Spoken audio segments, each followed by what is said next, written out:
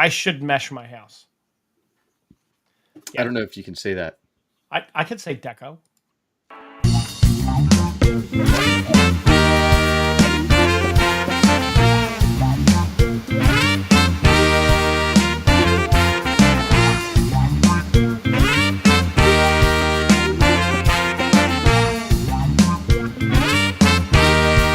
Hey, cool. It doesn't stop when you want it to, but it stops when you don't want it to, and that's That's how good. we start the show.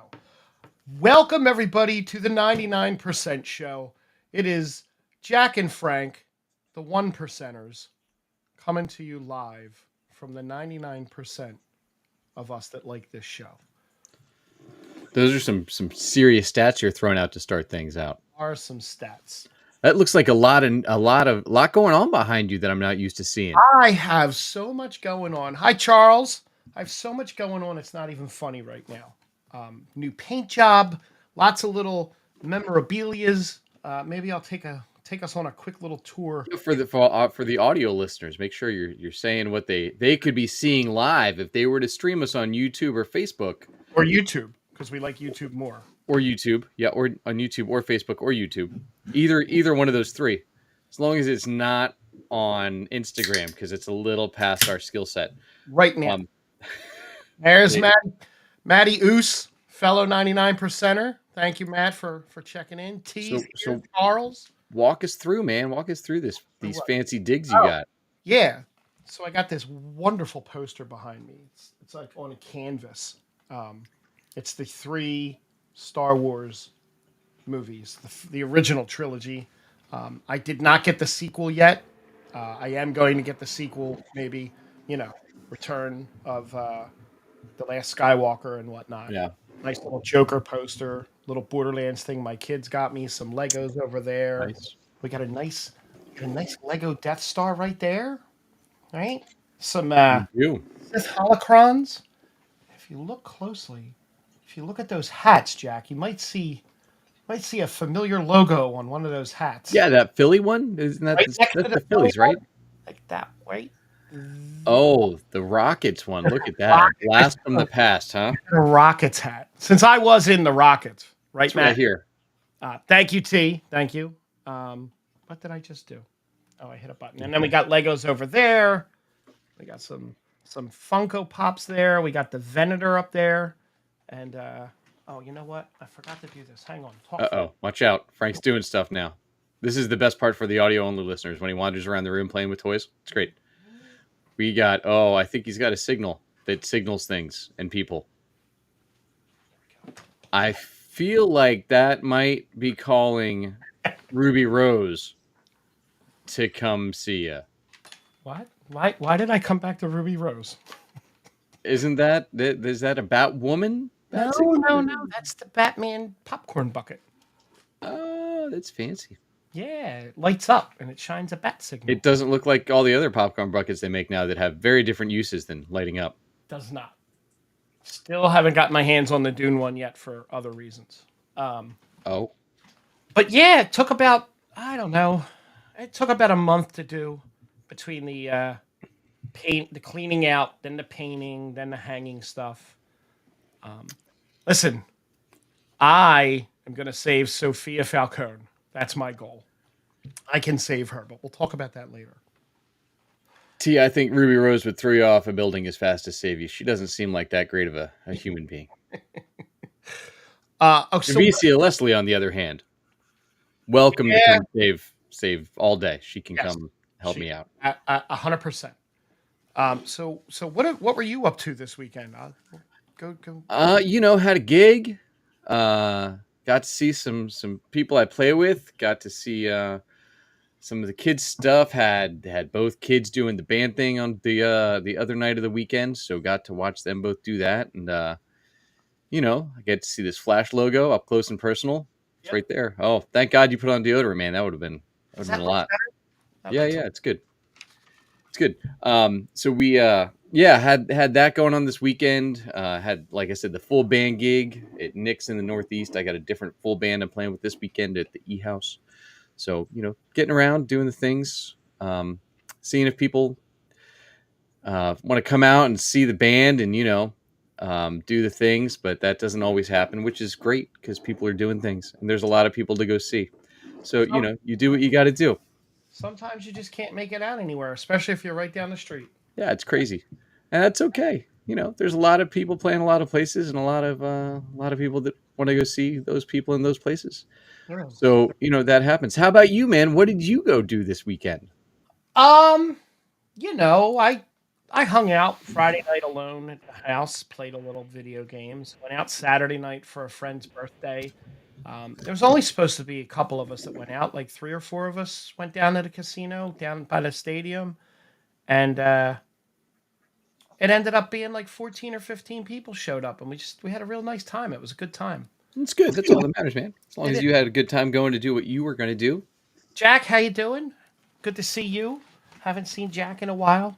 Since we're not talking to Acolyte, Jack is here. Different Jack. I'm usually here. Jack, the other Jack. Well, Yeah. you wouldn't be here to talk about the Acolyte either, so we're good. That's true. That's true. It was a delightful show with a lot of budget. Yeah, it was. Not a lot else going on, but a lot of budget for that show. Yeah. So had didn't watch as many things as I wanted to, but I watched a couple things. A couple things we both watched. A couple things probably that I watched. I'm trying to catch back up on Legends of Vox Machina. It is season 3 dropped, and they're dropping them 3 episodes at a time, which is a lot to try and keep up with every week. Yeah, I'm Is it on your list? no. No, It's so good. I'm stuck in the Lost. I'm stuck in Lost. Um, I'm in the last season of Lost, and because I'm watching it all together, the emotions are really running up and down on it. So It's almost like you're in purgatory. it almost is like I can't wait to see how it ends again. I don't have a problem with the ending. Yeah. Yeah, Jack, the Penguin is absolutely sensational. I was caught in a Destiny thing last night with a couple friends, and it ran really longer than it should have, so I didn't get to watch the Penguin until almost midnight. So today I was dragging. But that's late. Yeah, it was long because the hour was pretty fast, and I'm excited to talk about that later because the show just continues to get better and better every week. It it truly does. It's good writing, man. Um, I have 2 different lists. Oh, I'm excited. You're gonna be excited for the first one. I am. Yes. How about Smallville's 10 darkest Lex Luthor scenes ranked? How's that? Okay. That just randomly pop up. That's good. So my only ask is let's hit that, and then let's talk Superman and Lois. Okay. I totally forgot to put that on my thing, but I like that.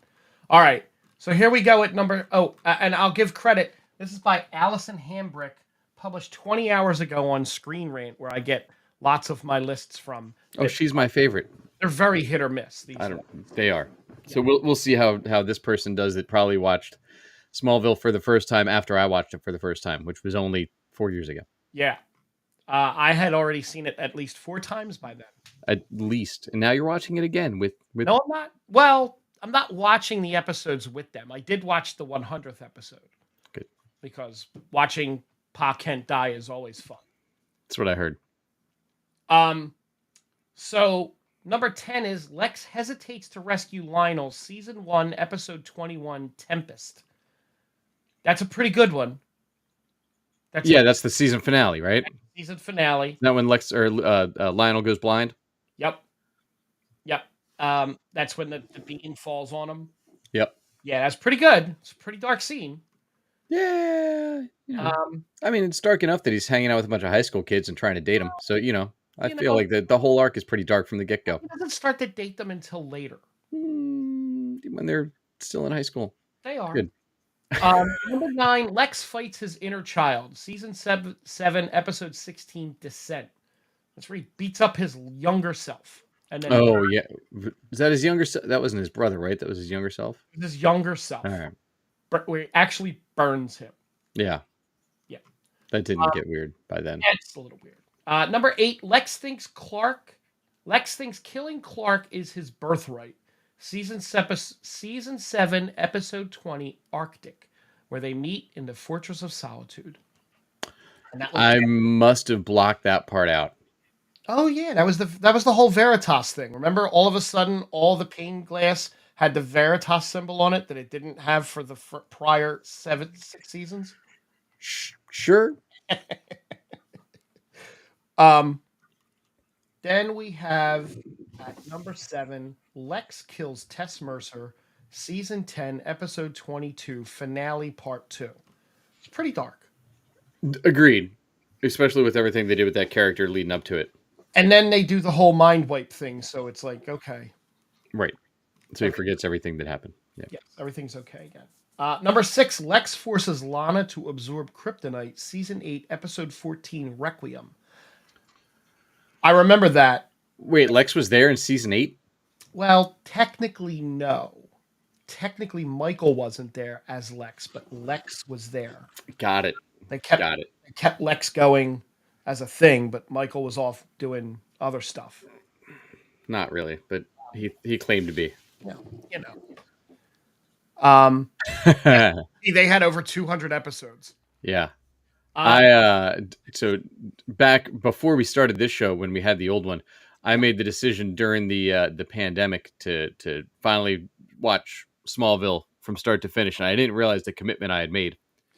Yeah, but it took me like a solid 6 months because there were so many episodes, and there's so many filler episodes too. So many filler episodes. There was maybe 5 episodes a season that really moved the story, and a lot of Monster of the Week. Well, the first two or three seasons were very Monster of the Week, and then they kind of got away from that a little bit and went more like there was overarching plots, but it still was a long. There was still a lot of filler in those overarching plots. If I rewatch it now, or when I when I do my whole rewatch thing, I skip some of them. Just like with Friday Night Lights, I'll skip through some of the dumb stuff. And no, Jack, the whole show isn't dumb, but some of the dumb stuff. Yeah, I can imagine. Number 5, Lex orders Julian's assassination, season 7, episode 10. Julian was his brother, Grant Gabriel. Actually, no, it was a clone of Lex's deceased brother, Julian. That's who I was thinking of that he burned in the past. Was that okay? No, he burned his inner child in the past. Got it. Get rid of the good and become fully evil. Because the number one thing on this list, which is probably the thing that made him most evil, but we'll see. We'll see what happens. Number 4, Lex confronts Lionel about Julian and his mother, season 3, episode 19, Memoria.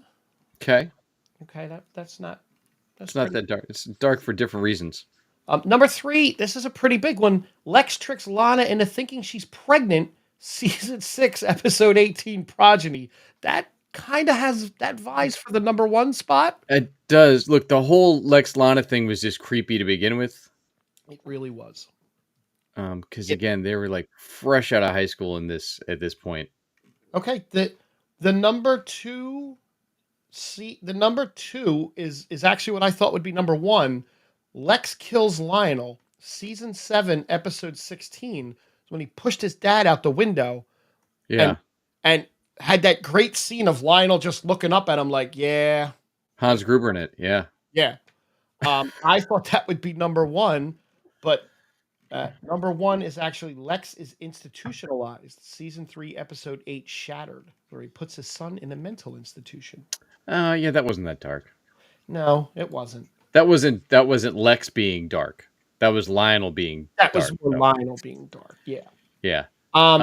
Look, I don't know that anything in Smallville compares to the Lex Luthor they have on Superman and Lois at this point. No. This guy is and straight out of a true crime HBO series. It's wild how legit they've come with this Lex Luthor. They've made him still brilliant, but way more of a thug than we ever got in any of the iterations. We'll touch on the Superman and Lois T. If you haven't seen it, I'll give you a minute to dip out and come back in 5 minutes. Just so you're not spoiled, because there's a huge spoiler. There's 3 huge spoilers in this episode, I feel. Yeah. So I'm going to give T a minute to pause or Yeah, they have not talking spoilers yet, but they you can tell a couple things where they're doing some budget stuff, yes. right? They're making some moves with the budget. How do we work around the fact that we are not allowed to have any recurring characters? Looks like T saw it. There's a little bit of a lag on the comment, so we got to be conscious of that. But they so it's been widely publicized, if you haven't been watching this show, that they are doing the Death of Superman this season, where Superman and Doomsday fight at the very beginning. And then by the second episode, they go super dark with it, where he gets his heart ripped out Oh God, yeah. And then they show like the by whole. Doomsday. They Yeah, show they the should. hole, but they don't like show inside. But you can see the, you know. Yeah, and they take you back. He's on ice at the Fortress of Solitude while they try and figure out what they can do. This Luther goes in and stomps on Superman's heart that once it's out of him is not Kryptonian for some reason, but neither here nor there on that. Whatever. Right. Um, Maybe it's the Earth air. and then that brings us to the episode from last Oh, week. so I think they kind of explain that in a way that his outer shell basically is bulletproof, Yeah. and it's the organs inside are not. Okay. That's how they kind of explain that. So yeah, go ahead. So then we get into this new season or new episode where you still have the Kent boys. They're feeling guilty. Lex is playing mind games still. In a previous episode, he asked Lois, "Hey, if I had to kill one of your sons, who would you pick?" Like I said, like darker than anything Smallville ever really did. Because Hugely. you would buy on this show. You knew there was budget cuts. Like, all right, they getting rid of one of the boys already? They might. And then we knew Sam been on the show a lot already. Sam Lane. We knew he wasn't going to be around too much longer. Probably they were going to write him off somehow. And they did it with continued story arc for this character that's grown so much. He's probably had more arc on the show than anybody coming along. And he's not whiny. No, and he sacrificed himself. Oh, I'm sorry, I confused who I was talking. You were thinking about. Jordan. I was thinking, or you were thinking Jonathan.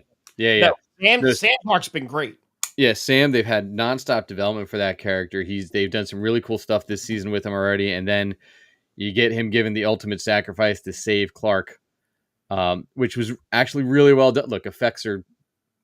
I got it. It's a CW show that's doing effects that Marvel probably wouldn't even get right at this point. So good on them. Does it look hokey? Yeah, I don't mind because the writing's actually pretty good this season, so I'll take it.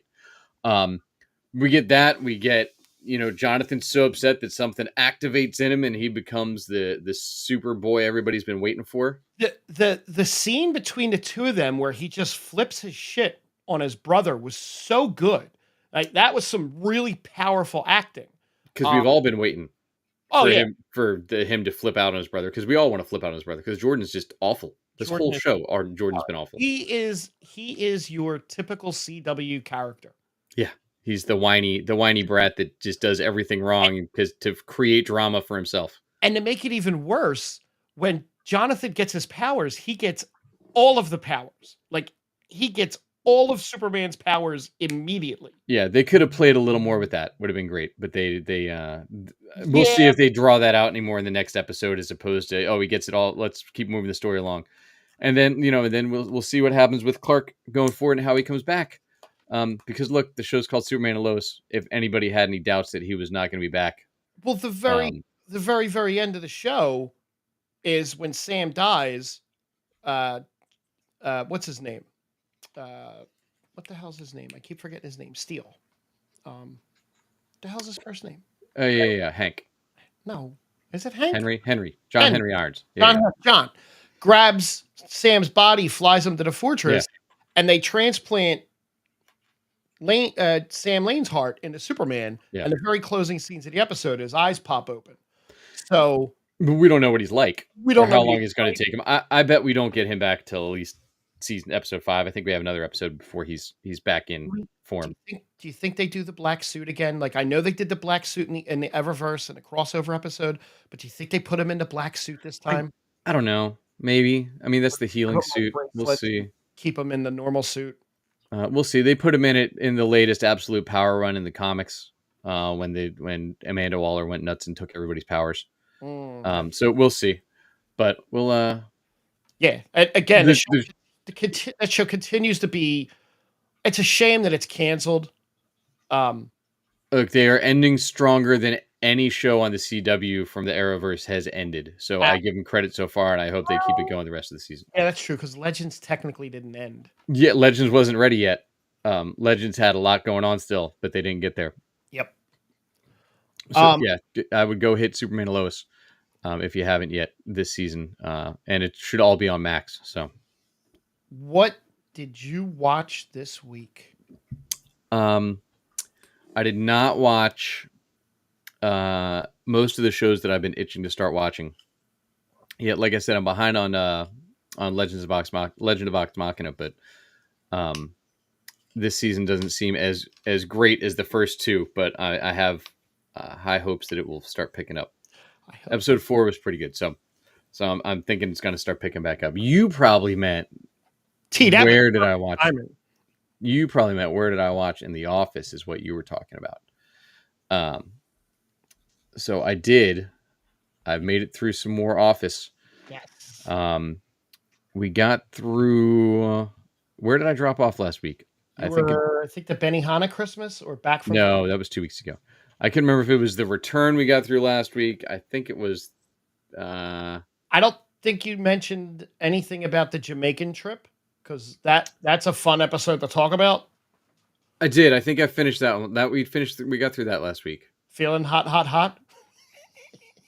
Yeah, to the party with Jan because we talked about him and Jan and her reaction last week. Yeah. So then we got I got through 4 or 5 episodes this week again. Okay. Look, it's getting a lot more digestible for sure. Did you get to the return when Oscar comes back from his leave? Yeah, so I got through Traveling Salesman. I got through the return, which is that 2 episode where Dwight leaves and then Dwight comes back.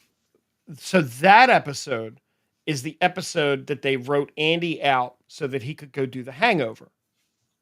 Got it. And here once again is Jim and Pam being the office pranksters, just having a little fun with a guy. That's all. Nothing harsh. Nothing mean. Just harsh. I mean, at one point, Jim even tells him where his phone is. Maybe it's in the ceiling. Yeah. So it's weird because as I enjoyed the first half of the season a ton, right? Like burning through episodes, I was like, this is great. Something happened with the writing right at this same point again, where like everybody reverted back to season 1 and 2, including Michael. Like I liked where they were going with Michael. They were doing all this evolution, and all of a sudden, I don't know if like a writer came back or a writer left. Maybe it was when he left to do The Hangover. He stopped writing on the show too. He didn't write. Ed Helms didn't write. I was hoping for Ed, no. But I feel like somebody left because all of a sudden Michael like regressed in his character arcs on all these. So I watched Traveling Salesman, The Return, Ben Franklin, Phyllis's Wedding, and Business School. All right, so Ben Franklin was a great episode. It was. That was a Mindy Kaling episode. It was great, but it definitely pulled Michael back to his old ways. So one thing about the rest of the show is Michael has this up and down thing. And then when Andy eventually comes back, pay attention to how Andy is written and how Andy becomes. Got it. Later down the road. Ben Franklin was good. You said you watched Phyllis's Wedding. Was okay. It wasn't a bad episode. I enjoyed Phyllis's Wedding. It's again where like I said they and look, it's as we talked about earlier, right? There's filler episodes. There's 25 episodes this season, which is wild to me at this point when we're talking about 10 episodes for Superman and Lois now. But yeah, it's I'm still enjoying the show. It's still an easy watch. Business School was. I had hoped for more because they keep showing where like Michael is brilliant in the business world, right? So when it comes to the actual stuff, like he all of a sudden usually when it's the office stuff and interpersonal, he doesn't know what to do. When it comes to like the business, he seems like razor sharp in moments. Yep. And I was really hoping in Business School they were going to turn that key and let him like come up with some like answer, and you see the savant come out. No. And instead, no, he just like ran away and left and had a chunky in his pocket. You got a guy throwing candy bars at people. Let me tell you who directed Business School. Joss Whedon. Oh, Right. Next episode that you're going to watch is Cocktails. yeah, J.J. Abrams directs it. that's weird. Right. And However, the Russo brothers had directed like most of Community, so right. And then I didn't realize this, but he's already directed a few episodes. Harold Ramis directs episodes. huh. Right? I mean, it's if you go through and look at who directed TV episodes, it's It's really kind of crazy. surprising. Uh, Jay, I'm gonna butcher his last name, from Broken Lizard and Super Troopers and everything, directed like most of the episodes of the Goldbergs. Oh, really? Yeah. I know that there's been a lot of like, actors from a TV show will start to direct that TV show. Like we saw, Yeah. going back to Smallville, Michael Rosenbaum directed some episodes. Tom Welling directed episodes. Jonathan Frakes from Star Trek: The Next Generation came out and is actually one of the better directors in the sci-fi genre now. Mm-hmm. Directs a lot of episodes. Um, it's interesting. Bryan Cranston directs an episode of The Office later in the seasons. Ramathorn. Thank you, Matt. Yes, and it's an episode where they actually almost died because of carbon monoxide poisoning. Oh, And good. when we get to that, way, way, way in the future, someday. But as far as the other stuff, the newsy stuff, The Running Man. That's a movie. Oh yeah, with Glenn Powell and people.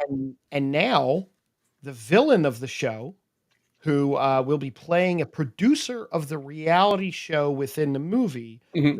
not the role that Richard Dawson played, but one similar to that, Josh Brolin. Could have been Hal Jordan, but nope, he's going to be this guy. He's already been enough superheroes, man. I think so. Because he's going to And become back supervillains. for Avengers stuff. Yeah, I mean, he's already Cable, he's already Thanos, he's already Jonah Hex. Like, give the guy a break. I'm interested to see where this is going, how this movie's going to be. I mean, I love the original Running Man. I was a huge fan. You know of what it it always reminds me of? You remember that video game Smash TV? Mhm. That's what that's what I always think of when I think of the Running Man, because I remember the movie somewhat.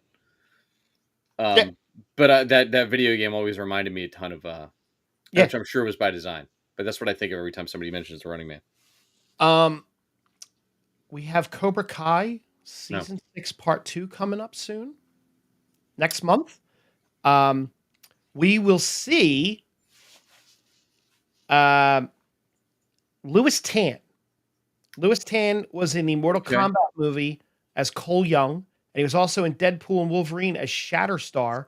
He's going to be playing a character who will be known as Sensei Wolf.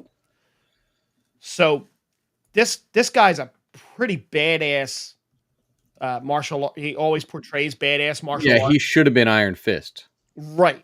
Because I think he played the drunken master in Iron Fist, if I remember right. What it looks like they're doing with this Cobra Kai is they're going to introduce for the Suki Saikai tournament. Yeah. Yeah. They're going to introduce other dojos, and not like in the movies, where in the movies there's like, or in the TV show, like there's like 4 dojos, but we only focus on this one or this one. They're actually going to, like, you're not going to bring this actor in to not focus a little bit on him and his dojo. Like, they're going to give a little bit more focus to this. Which, 100%. Yeah, I mean, he's a pretty big. He was great on Into the Badlands too. When they brought him in on that show. Expand the universe like that, that's a good thing, hopefully, because I know that there's they showed some clips or a clip or something, a little bit of footage at New York Comic Con that was this past weekend of the Cobra Kai Legends that's coming out, or Karate Kid Legends. Yeah. And it shows Daniel and Jackie Chan's character meeting. Yeah, like not even in the same ballpark, those two. Like, I mean, look, it's money for Jackie. That's fine. And they're gonna make sure that, I think I saw one of the tagline was 2 branches from the same tree. So obviously he's gonna have known Mr. Miyagi, and there'll be something that happens with that. I'm sure there will be. Whatever. This weekend at the box office, it was like horror movie central, man. I mean, there was some horror stuff that dropped, man. There was a lot of horror stuff that dropped. It 'tis the season. It's a It week and a is. half before Halloween. It What do you is. want? It is.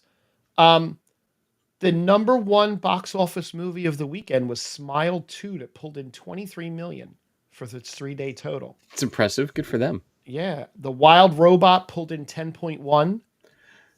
Look, I think it proves how some of these movies are doing right now. If you actually put Mm-hmm. um, animated films Yep. that are good in the box office, they do really well. It's crazy, right? But But we have such a dearth of them that like it takes forever to get to them.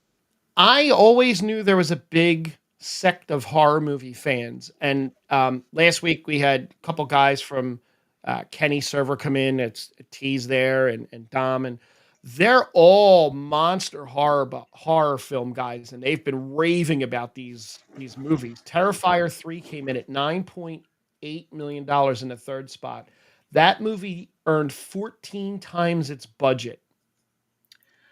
Driven mostly, I would probably assume by all the memes of the Terrifier Probably. because you can't get away from them. But I will say, Smile 2. I don't know if you knew this. This lead in Smile 2 was in Aladdin, was in Charlie's Angels, was the oh, Pink really? Power Ranger in the Power Ranger Really? reboot back in 2017. So Wow. crosses genres for us a little bit there, and now digging into the horror world. So, so Terrifier 3 cost $250,000 and its global take was 28 million. That's great for Yeah, that's like look those Blumhouse, and I don't know if that was Blumhouse, but a lot of those Blumhouse movies do that, man. I'm Maxine just dropped on Max, so I got to get to that one. It's the third in the trilogy I had talked about before of X and Pearl. hmm So that's on the list to watch. Ton of stars in that one, so I'm excited to finally get around to seeing that.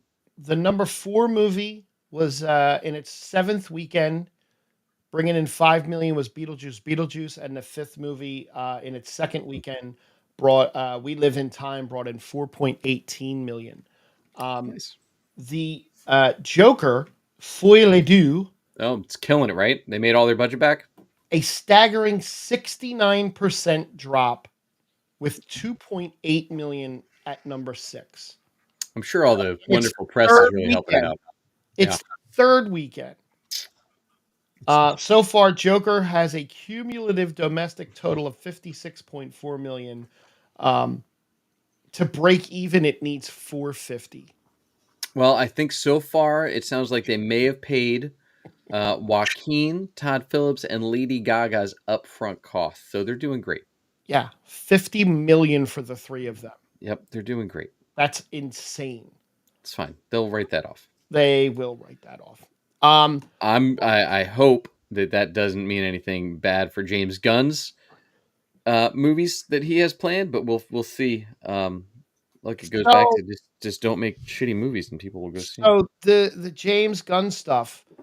First of all, Fallout 2 is going to start filming in November, so we're probably not getting that for quite a while. I feel like their post on that was not as long as some of these other shows are. No. Amazon usually is a little quicker in post turnaround time than some of these other networks. Yeah, because what do I have here? So some of the Comic-Con stuff. Yeah, Smile 2 was made for 28 million. It's crushing at the box office. The horror movies, and again, I know it's October, it's almost Halloween. We're 10 days out from Halloween. Still doing great. Yeah. They're doing great. There was some stuff at New York Comic Con. There's some Star Trek clips. Strange New Worlds is going to premiere in 2025. They showed the first like 2 or 3 minutes of the next episode that picks right up from the last episode. Looks great. Nice. Season 4 was already greenlit, and that looks like that show is kind of rolling and churning pretty good. There's a Well, section. I think Star Wars or Star Trek's always done that, right? Where it's like, hey, this show's over. Yeah, We're going to set this one up and then keep this one going. Like, didn't they do that from they Next did. Generation into Deep Space They Nine, did. into Enterprise, into whatever was after? Yeah, Enterprise was a little because it was a different time period. Deep Space Nine was set within the same time era as Next Generation, so they were able to cross that over with Captain Picard for an episode or two, and it was pretty good. Um, And what was that the other one with Janeway or whatever her name was?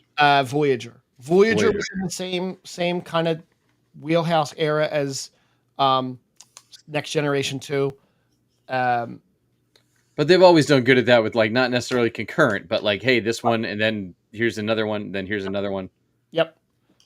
There's the other thing on Star Trek is there's a Section 31 movie with Michelle Yeoh.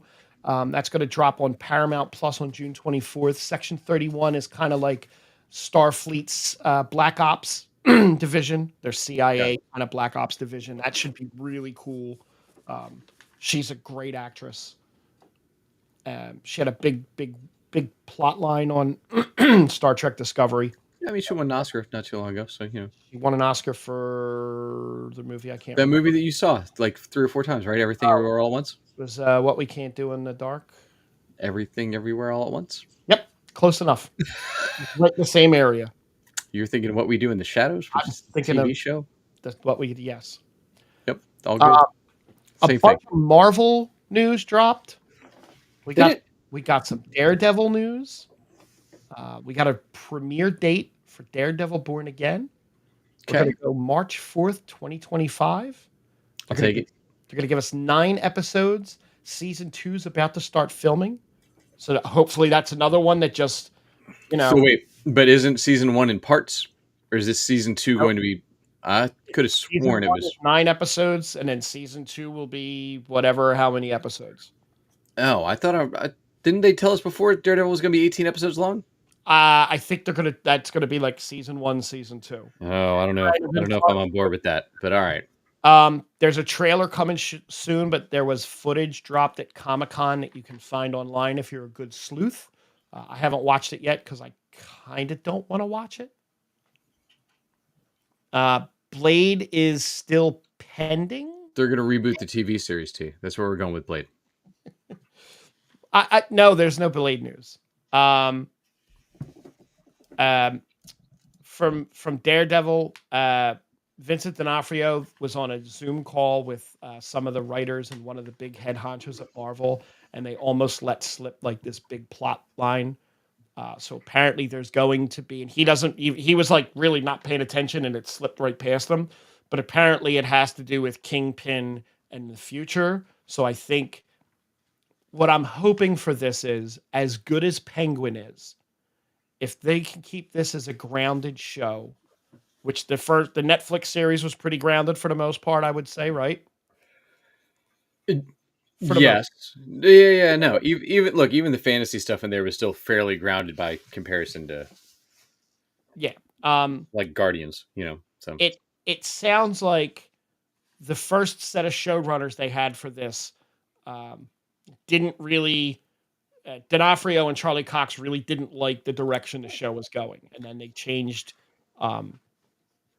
showrunners, and then they were both like, "Oh my god, this is great." Muse will be a villain that I don't know anything about, but apparently he's one of Daredevil's most weird villain. he's fairly recent. I mean, Right. and by recent, like last 20 years, he's not. He's fine. I agree with this. T said his hot take is Kingpin is a better villain than Thanos. I agree with that because they're fleshing Kingpin out a lot more. Even if you didn't like Echo, they still fleshed Kingpin out more. You got more Kingpin, and I like the grounded, again, like Penguin. I like the grounded. Penguin's not really a superhero show. Penguin's not really a Batman show. No. It's more like a mafia show. 100%. And I love that. There's no references to Batman so far in Penguin. There's Easter egg stuff all around if you look, but they don't talk about Batman, and especially with what just happened in the city. Daredevil's doing great with building Kingpin up and giving good arcs. I'm very excited for Daredevil to come back. I might even go watch season 3. I would. Season 3 was decent. So yeah, Muse came out in 2016. Okay. So Muse is very new. It was a pretty dark story arc, like a very dark, kind of weird character. I'm sure they're going to lighten it up some. Um, compared to where the comic was going at that point, because that comic got super weird and dark for a little while there.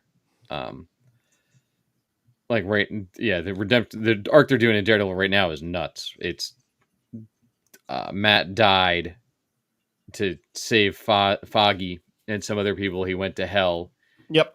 and That's was awful. killed in hell, but then he got reincarnated as a priest. But now all of his sins are embodying people in the Marvel universe. So he has to go like fight um like She-Hulk came back as Gluttony, and he had to go Okay. exorcise the demon out of She-Hulk, and like Kingpin is Envy or one of those. Like, and he has to keep going through all of these random characters. They're bringing it back to push Daredevil because they've had like Wolverine pop up, Bullseye's been one of them, She-Hulk was in there. I think the Human Torch was even in one of them. But like it's been an interesting run they're doing with that, where he doesn't remember he didn't remember for the first half of it who he was even. Okay. So it's been kind of neat how they're doing that. But I wouldn't be surprised if they pull from some of the runs in the last few years. Marvel really likes to pull the current stuff Yeah. for these shows and not go too far back, it seems. Let me see. Here we go. What else did we get? We got some. Tom Holland was on a podcast. I forget the podcast he was on, but I've seen some clips and he's really good. There's really good conversation with him about. No, I don't know if he slept. I don't know if Daredevil sleeps with She-Hulk. Everybody slept with She-Hulk in the comics. Oh, okay. There you go. She's gotten around like a lot. But in that issue, at least he did not. But yeah, they've had that take on She-Hulk in the comics ever since John Byrne did his run back in the late 80s. I don't know why that caught me so funny. I mean, it's all over Facebook. You can see it. She's like, there's one that has like her in bed, and it's just all these different conversations with all of these different superheroes over the years. That's sensational. Yeah. Tom Holland, who is not known to keep a secret, knew about Robert Downey Jr.'s return for quite some time and managed to keep it a secret. So that's a plus for him. Explains why he's been out and Tom Holland hasn't been allowed to do interviews in so long. Yeah. He said he's read the Spider-Man 4 script and it still needs work, but he said so far it's lit a fire under him and it's like really, really good. He loves what they have. Him and Zendaya read it and they were bouncing around their living room at times. I don't need her in that movie. Huh? I said I don't need her in that movie. I hope we get. I know we're not going to get it, and I keep saying this word, but I like the grounded stuff. I really, really like the grounded stuff. I just want I want us to play with some of the other characters in the Spider-Man toolbox besides Mary Jane. Well, yeah, bring her back, but like, and that's the tricky part, right? With going into the live action, we talk about a lot of the other ones, like, hey, they're going to age out and this, that, and the other thing. But same thing with like you can't all of a sudden do just a different story arc with the same actors. You have to reboot and recast the whole thing. In the comic books, it's a new creator comes on, and a new artist, and it's like, all right, then you do whatever you want. right. But we're not used to that in our mainstream media, and we'd want to get as much out of Tom Holland as we can. Right. But like, I'd love them to introduce a Gwen Stacy and give me that arc. Or bring he also said that the way he would like to introduce Miles Morales into the MCU, and he would like to be a mentor to him the way Robert Downey Jr. was a mentor to him, which I think is great, as long as he doesn't teach him to give all the secrets away and he keeps it quiet. Yeah, Alicia Hardy, there's a good poll. Agreed. There's plenty. That's where I know her from. That's Black Cat, right? That is Black Cat. Yeah. Good job. For me. What else? Oh, but I think you need at least another trilogy out of Tom Holland before you do bring in Miles. And back to what T said. No Way Home. No Way Home is great. I love No Way Home. I could watch that movie again without. I bet you will before you watch Doctor Who. I bet you're going to watch that movie again. No, I won't. I won't. So Venom's ending. Another trailer drop that I didn't watch because I saw enough of the trailers. I want to see. And they said that they always envisioned a 3-movie arc for Eddie Brock and Venom. Yeah. And this is truly it for the Venom solo movies. But the director said there are lots of symbiotes to have stories for, and I know they're planning to do a lot of stuff with Null. Is it Null or Canol? No, Null. I don't know anything about Null, but from the reaction online, it was like, "Oh my god, it's Null!" I don't either. I wanted to. So as you know, I've been working through Fantastic Four. I'm up to 2004. Oh, you're That's almost how there. far I've made it now. Yeah, look, closing in. Um, and I would love to go back and reread through Spider-Man because I read it pretty regularly through most of the 80s. The problem with some of those titles, like Spider-Man, is by the 90s, there was 4 different Spider-Man series every month. I went a few years ago and tried to read through the Clone Saga event, Mm-hmm. and it literally jumps between Web of Spider-Man, Spectacular Spider-Man, Amazing Spider-Man, Spider-Man, and then all these one-offs in addition to that. So it is so hard to try and keep track of some of those characters. So like digging into that is a major undertaking. Right. So I just don't know that Sounds like some of a lot. these characters from the last 10, 15 years, unless they're in one of the other ones that I'm doing the deep dive. Because I did Daredevil. Now I'm working my way through Fantastic Four. I might go and hit Cap after this. We'll see what happens. Um, where was I? Oh, that leaves. Walking Dead. You were going to talk Walking Dead. You want to talk about Walking Dead before I mention Agatha, or do you want me to mention Agatha and then we can do? We got a Dead City trailer at New York Comic Con. I did not see that. I missed. Not a surprise. Negan back in full Negan. It looks like, which is going to be awesome to see how. Oh yeah, Bat Hold 9 Yards is back. Looks like it's going to be a fun season. I hope they dig in as much as they did in season 1 and really keep the character development going because they've been doing a great job in some of these with that. Daryl Dixon had another episode. Spoilers. The Book of Carol has a lot of Carol in it, and there's Daryl and the two of them, and they're doing stuff, and it's moving along. Is it better than it was last time? No. Okay. No. Just checking. It has potential to get there. I think the some of the movies they made this episode set it up to be a little bit better to get there. They're just not being as creative with some of their storytelling as there were. But they're also on season 20 of Walking Dead stuff now. Season 22. Yeah, it's a lot of stuff. Maybe it's a lot. So, but let's dig into Agatha. Sorry, my message failed to send because my basement sucks. T was not a fan of this last Agatha episode. Oh, you know what? That's okay. I mean, not everybody has to like everything, but I enjoyed it. This episode was all about Billy's backstory, and I enjoyed. That's what this episode was. Yep. Yeah. When we decided Joe Locke could play a 13-year-old, and the stuff that I found amusing was the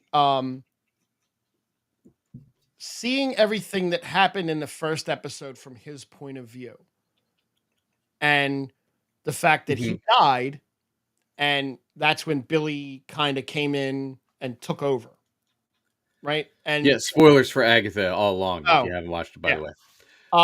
And then we got to see things from his point of view, like when she was sitting there and she was showing the pictures of the body, and it wasn't really the body, it was flowers, and where she was holding the gun and it wasn't really a gun, it was like a piece of garden hose, and like all that little stuff was really funny to see from his point of view. That was clever. That wasn't clever. Which one wasn't clever? Which one was clever? I enjoyed it, and I enjoyed the play between the two of them because it looks like Agatha actually cares about him, and little bit she had that look in her eye when he's like, "I don't need you anymore," and she had that little like moment of, "Oh, little." Yeah, I don't know about all that. I feel like she realized that he's powerful enough to get her through the road. Right. So, but now has the show shifted from Agatha needs this road to get power to now what we see that maybe it's Billy that wanted this all along to get and find the power to find his brother. Okay, T said the dying and turning into Billy wasn't clever to me. That's they had to get it somehow. So, based on what they did in the comics to introduce him, so long story. One day, maybe by the end of the season, we'll do a deep dive into Wanda and her kids because it's been a weird road, man, for the last 30 years in the comics Yes, on I would like to do that. it. But quick version of how in the comics, Billy and Tommy, because they were pieces of Mephisto's soul. Supposedly, originally they were pieces of Master Pandemonium that became the kids, and then instead it was Mephisto. And then, oh, just kidding, they weren't. But then they didn't exist, but they did. But they existed as two random kids that had nothing to do with Scarlet Witch and weren't part of an incident, and but had always been these kids since they were babies. So they like went back in time, and it's very complicated and convoluted. I thought the way they approached this with the Billy character was a clean, easy way for everybody to get into. And you'd be like, oh, so that guy died. This guy came in and reanimated the body and is now living that life. Got it. It's a lot cleaner than trying to do any of the original backstories for Billy and Tommy. I don't know how they play Tommy. I don't know if we even get Tommy necessarily. Well, so I have a quote here. Because then we just get more young Avengers that are going to be in their 40s by the time they get a movie or a TV show. So the showrunner was asked if Wanda would appear in the show now, given what's transpired. Jack Schaefer was decidedly more cryptic, stating that our players are on the board and we are on a journey about these folks. She doubled down that this show is Agatha's story. However, she also teased that Agatha all along is also very much Billy's story and that there's more left to go. Could we get the engineer? No. Or am I just grasping at straws at this point? I think you are. The engineer is come and gone. I believe next episode is a Rio centered episode, so we get Aubrey Plaza back. Maybe, I don't know. I haven't seen any trailers. They do not make their trailers easy to find for this show. No, it's just something I read, and I think. And I think we have 3 episodes left still, right? Yeah. So, Yep. yeah, because there's one this week and then 2 drop next week, but they don't drop on Wednesday. They drop on Thursday. They may drop on Halloween, I think. Right, I don't know. and Monday night is the Superman and Lois. Correct. Also, Raw is in Philadelphia tonight. WWE Raw. Oh, that's exciting. It is. You're not there. I'm not, because I have a podcast to do. It's also why I didn't go play hockey at 6:45 tonight. Oh, wow. Look at man. that.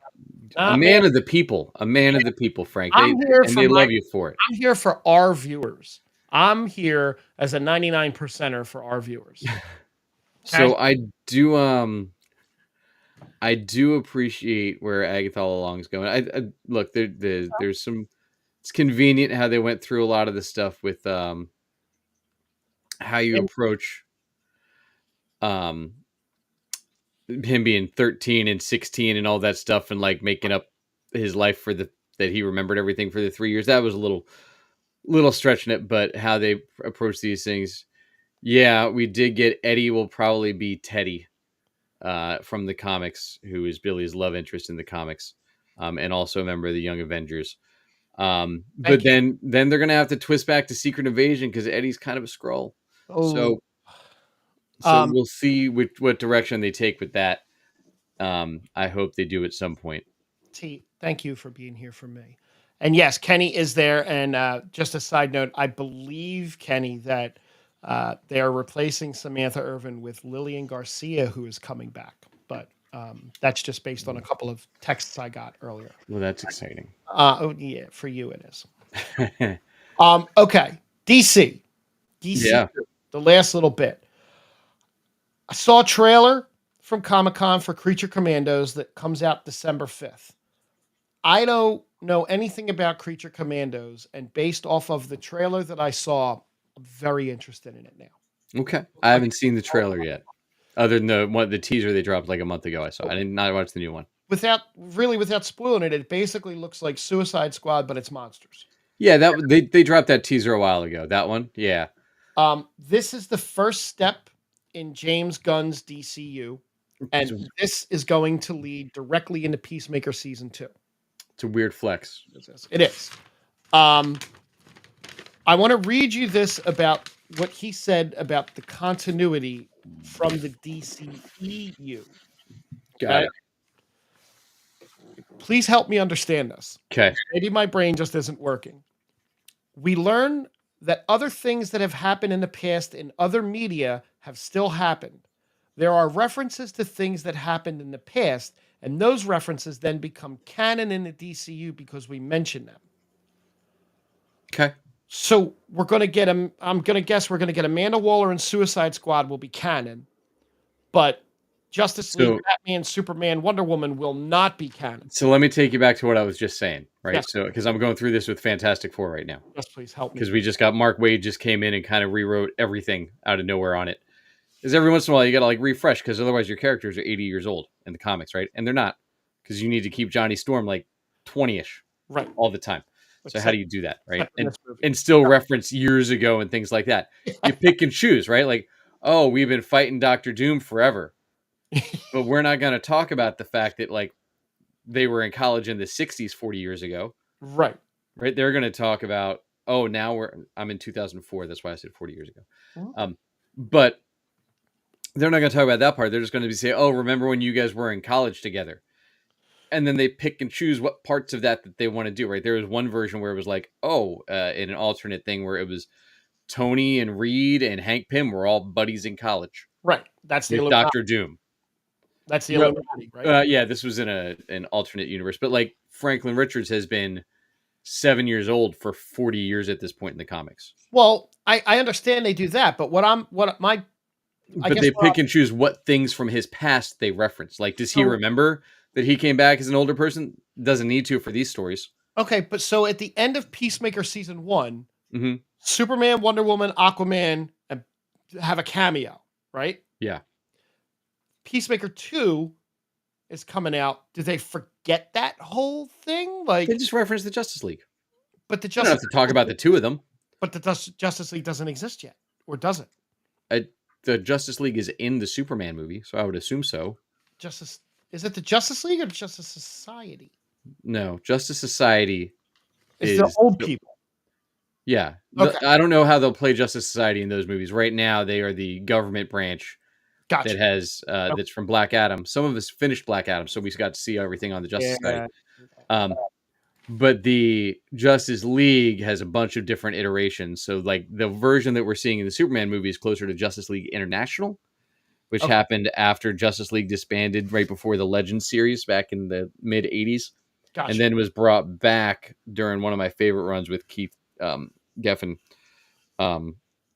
which introduced Guy Gardner and Fire and Ice, and all of them were in the Justice League along with Booster Gold and Blue Beetle, and you get this great rapport between those two guys.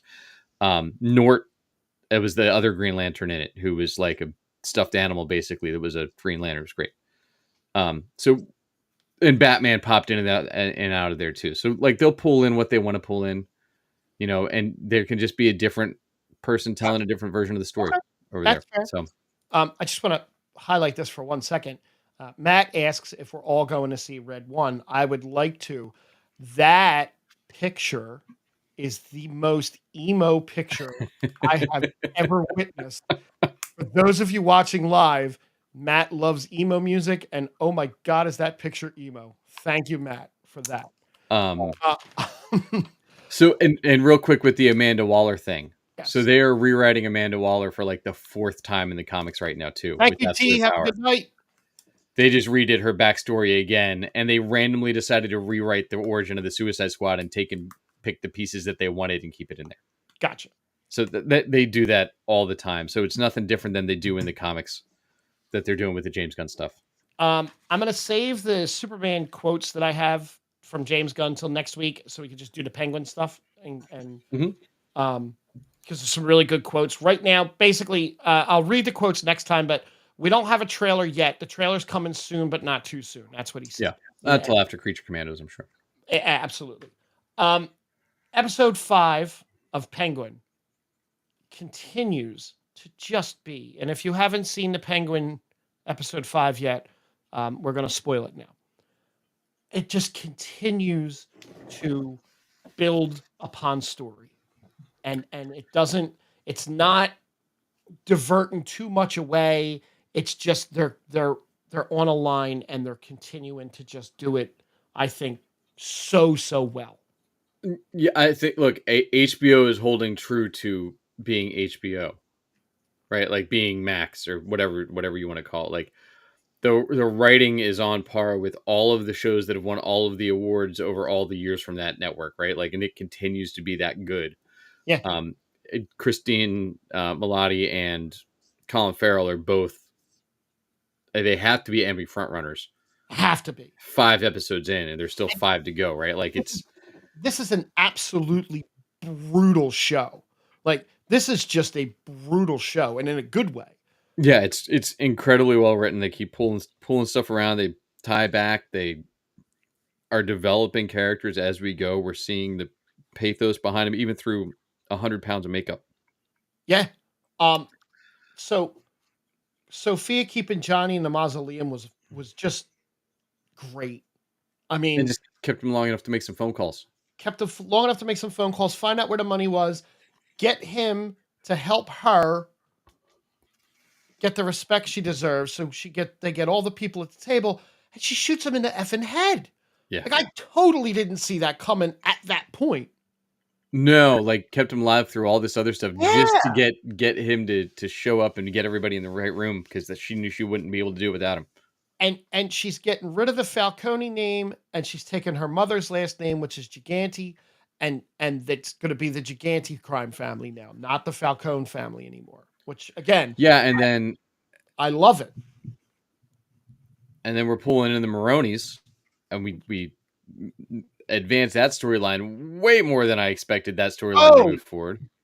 I figured that Salvatore was going to run things from the jail cell, and I, we get the kidnapping of his son, the burning alive of his son and his wife, Oz paying a guard off to kill Salvatore, which doesn't go the way he planned, and Salvatore escapes from Blackgate, and um, what you call it?